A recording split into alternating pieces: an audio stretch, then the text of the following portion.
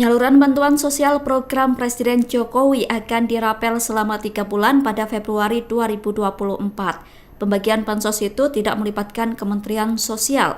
Atas hal itu, Capres Anies Baswedan memberikan kritikan keras. Anies mengkritik bansos yang tidak diberikan per bulan tetapi digabung atau dirapel.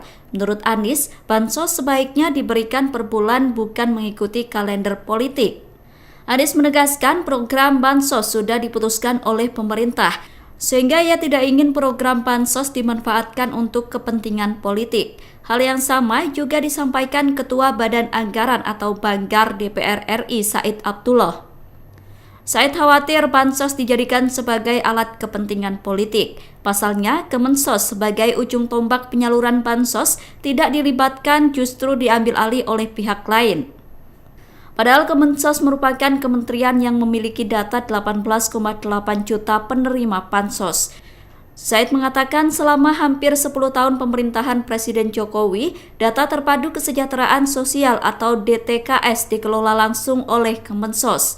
DTKS selalu dikelola oleh Kemensos, bukan kementerian lain apalagi Kemenko PMK. Oleh karena itu, publik patut curiga jika bansos yang merupakan program pemerintah dijadikan sebagai alat politik.